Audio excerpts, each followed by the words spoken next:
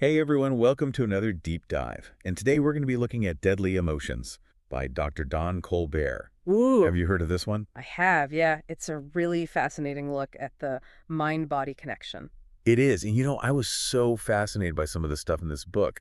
Like what? Like the idea that suppressing anger could be as bad for your heart as smoking like a pack of cigarettes a day. Yeah, that's one of the big takeaways, right? Like, Mm. we all know stress is bad, but Dr. Colbert really drives home how dangerous it can be when it becomes chronic. It's not just stress though, is it? It's like how we react to it, and those reactions can become these toxic emotions. Right, exactly. He calls them deadly emotions for a reason. So let's unpack that a little bit.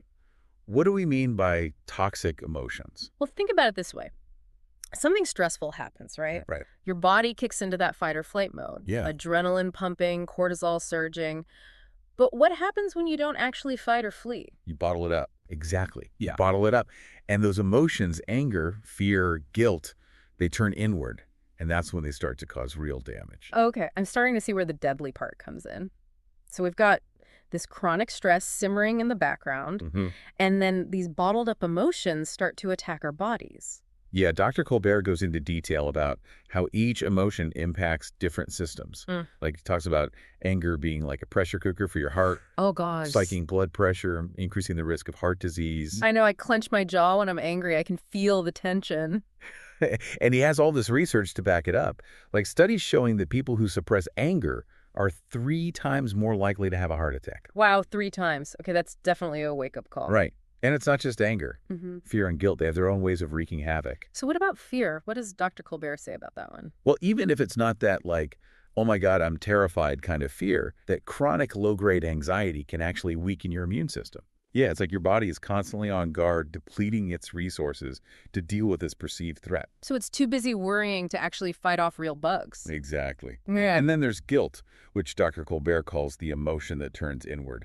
Ooh, that sounds heavy. It is. He talks about how chronic guilt can lead to depression and further suppress the immune system. So it's like a vicious cycle. Feeling bad and then getting sick more often. Exactly.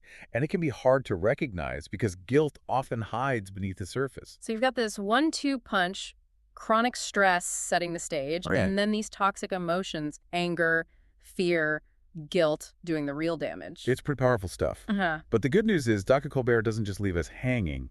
He actually offers solutions. Okay, good. Because I'm already starting to feel a little stressed out just thinking about all of this. Well, that's where the next part of our deep dive comes in. We're going to unlock Dr. Colbert's toolbox and explore the strategies he suggests for identifying and managing these deadly emotions. That's what I like to hear, solutions. You got it. So folks, stay tuned. We'll be right back with part 2 after a quick break. See you soon.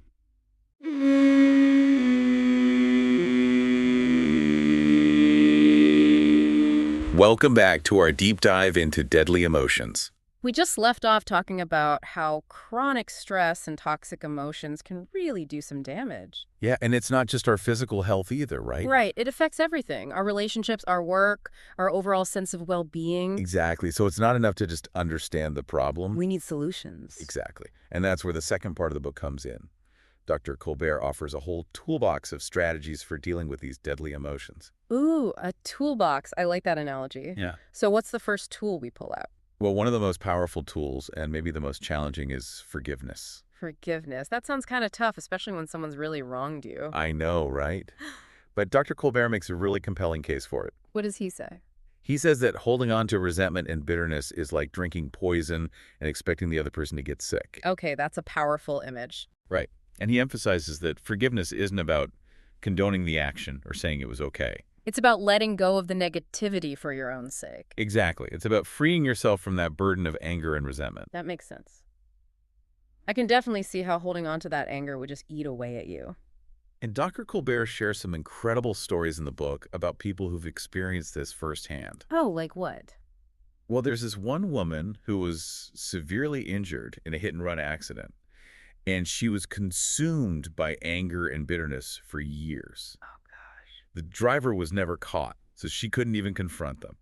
And she said it was like this poison was just slowly destroying her from the inside out. So what happened? Well, eventually she realized that she was the one suffering the most, by holding on to that anger. Makes sense. So she made a conscious decision to forgive the driver, even though they were never brought to justice. Wow, so she forgave someone she never even met. Yeah, she said it was the hardest thing she ever did, but also the most liberating. And she said that once she let go of that anger, she started to heal both physically and emotionally. That's pretty incredible. I mean, it really highlights how powerful forgiveness can be. Absolutely. And it's not just about forgiving others, right? Oh, yeah, we got to forgive ourselves too. Exactly. We tend to be so hard on ourselves, holding ourselves to these impossible standards. Totally. I'm the queen of negative self-talk. Well, Dr. Colbert talks about that too. He emphasizes the importance of self-compassion. Okay, how do we do that? Be more compassionate toward ourselves. It starts with recognizing that we're all human, we all make mistakes, Yeah, nobody's perfect. right? It's about offering ourselves the same kindness and understanding we would offer a friend. I like that, treat ourselves like we would treat our best friend. Exactly. Instead of beating yourself up for a mistake, ask yourself what you would say to a friend in the same situation. That's a good tip. I'm going to try that one. So we've got forgiveness for others and for ourselves. What else is in this toolbox? Yeah, what other tools can we use to combat these deadly emotions? Well, Dr. Colbert talks a lot about cultivating gratitude. Gratitude, like just being thankful for what we have. Yeah, exactly. It might sound simple, but it can have a profound effect on our emotional and physical health. Really? How so? Well, he cites studies showing that people who regularly practice gratitude experience less anxiety and depression, have stronger immune systems, they even sleep better. Okay. I can see how that would make a difference. That's like a mental reset button, shifting your focus away from the negative and towards the positive. So it's like we're actively choosing to focus on the good things in our lives. Exactly. And the more you practice gratitude, the more natural it becomes. It's like building a muscle. So forgiveness, self-compassion, gratitude, these are all about shifting our mindset, right? Yeah. It's about changing the way we think and feel about ourselves and the world around us. Well, what about those emotions that inevitably come up? I mean, we can't just pretend they don't exist, right? Of course not. And Dr. Colbert acknowledges that bottling things up only makes them worse. So what does he suggest we do? He talks about finding healthy outlets for expressing those emotions. So it's not about suppressing them, but about channeling them in a constructive way. Exactly. He suggests things like journaling, talking to a therapist, engaging in creative activities, or even just going for a run to release pent-up energy. I can definitely relate to that. I find that when I'm feeling overwhelmed, a good workout really helps me clear my head. There you go. Hmm. You're finding what works for you. Mm-hmm. And Dr. Colbert emphasizes that everyone's outlet will be different. The key is to find what helps you process those emotions in a healthy way. Exactly. It could be painting, playing music, spending time in nature, anything that allows you to express yourself authentically. Okay, so we're learning to forgive, practice self-compassion, cultivate gratitude, and find healthy outlets for our emotions. This is starting to feel like a pretty solid emotional toolkit. It is. And there's one more essential tool we need to add to our arsenal: positive self-talk. Oh man, I'm so guilty of negative self-talk. It's like I have this inner critic who's constantly putting me down. We all do, to some extent. But the good news is we can retrain our inner voice. Really? How?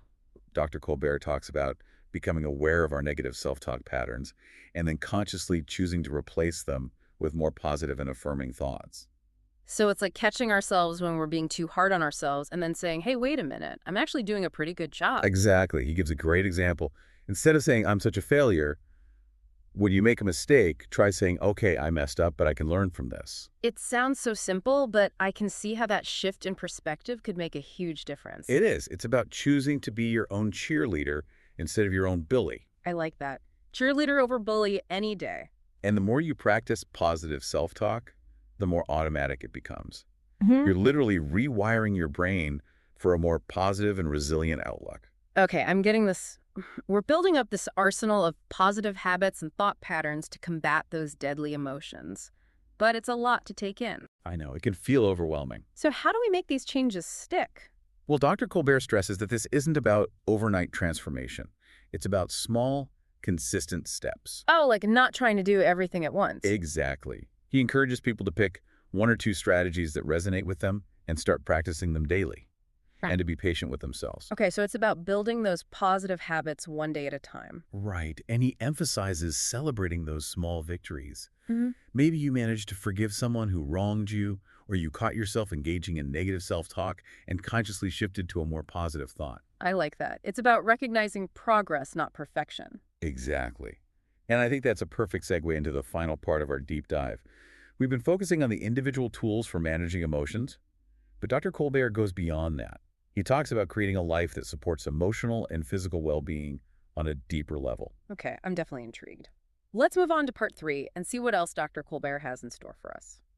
All right, so we're back for the final part of our deep dive into deadly emotions. And we're ready to zoom out and look at the big picture, right, Don? Yeah. We've talked about managing our thoughts, cultivating positive habits, but Dr. Colbert takes it a step further. He does. He says it's not just about the individual tools we use, it's about the environment we create for ourselves. That makes sense. You can't grow a plant in bad soil, right? Exactly. And he identifies 3 key areas that form the foundation for a thriving life: Mm-hmm. relationships, spirituality, and a balanced lifestyle. Okay, let's break those down. Let's start with relationships. I know we talked about forgiveness, but what about the positive side? Well, Dr. Colbert says we're wired for connection. It's in our DNA. People with strong social connections live longer, they have stronger immune systems. Yeah, less depression and anxiety too, right? Exactly. He calls it a social safety net. And it's not just about having tons of friends. It's about quality over quantity. Yeah, even just a few close, supportive relationships can make a world of difference. Right, where you feel seen and understood. And it's a two-way street. It's not just about receiving support, but giving it too. So it's about nurturing those connections. Yeah, making an effort to stay in touch, being there for the people you care about, and it doesn't have to be just family and friends. You can find community in other places. Absolutely. Faith groups, hobby groups, volunteering, Hmm. anything that connects you with people who share your values. It's about that sense of belonging, being part of something bigger. Exactly. Okay, so we've got relationships. What about spirituality? I know that can be a tricky topic for some people. Yeah, it definitely means different things to different people. But Dr. Colbert isn't pushing any specific religion. It's more about a connection to something greater than yourself. Exactly, whatever that may be. Mm. And studies show that people who engage in spiritual practices have lower levels of stress, anxiety, depression. Makes sense. Tapping into a source of strength outside of ourselves. Right. It can also foster that sense of gratitude and perspective, which we talked about earlier. Okay, I'm seeing how it all ties together. We've got strong relationships, a sense of spiritual connection, and what was the last one? A balanced lifestyle. Right, and that's where it all comes together, integrating those healthy habits into our lives. Nutrition, exercise, sleep. We touched on those in the last part. Does he talk about meaningful work too? He does. He emphasizes that we spend so much of our lives working. It should be something that brings us fulfillment. It's easy to get caught up in the hustle and forget to take care of ourselves, though. It is. Mm-hmm. Dr. Colbert encourages people to set boundaries, make time for activities that bring them joy. That self-care piece is so important. It is. Spending time with loved ones, hobbies, being in nature, just relaxing and recharging. And I imagine it looks different for everyone. Absolutely. The key is to listen to your body, pay attention to what makes you feel good. This has been a really fascinating deep dive. It's amazing how all these pieces fit together, our emotions, our thoughts, our habits, our relationships. Everything's connected. It really is. I think the biggest takeaway is that we have more control over our well-being than we often realize. Yeah, exactly. We're not just victims of our circumstances. We can choose how we respond to challenges. We can cultivate positive emotions. We can create a life that supports our well-being. And that's a really empowering message. It is. And I hope our listeners feel empowered to take some of these insights and apply them to their own lives. That'd be amazing. Well, thank you so much for joining me on this deep dive. It's been a pleasure. And thank you for listening. We'll see you next time on The Deep Dive.